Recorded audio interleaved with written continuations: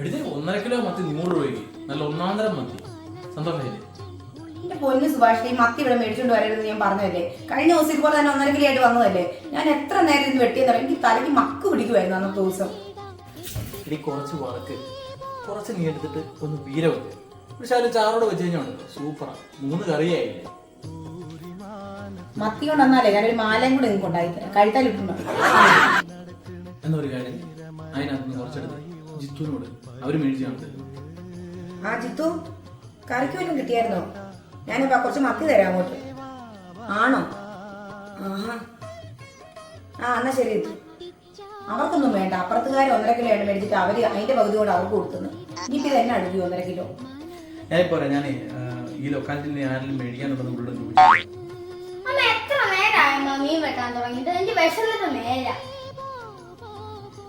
അതെ ചെറുക്ക, എനിക്ക് ദേഷ്യം വരുന്നുള്ളൂ. മനുഷ്യൻ 1 മണിക്കൂറായി ഇവിടെ തുടങ്ങിയിട്ട്. നിന്റെ അച്ഛനെ ചെന്ന് വിളിച്ചോണ്ടോ? ഇവിടെ അച്ഛൻ പോയി. അങ്ങനെ പോയെങ്കിൽ ഇന്ന് മത്തിവെള്ളം അങ്ങോട്ട് തലയില്ല. മട്ടിച്ചാറ് മണക്കണ് മണക്കണ്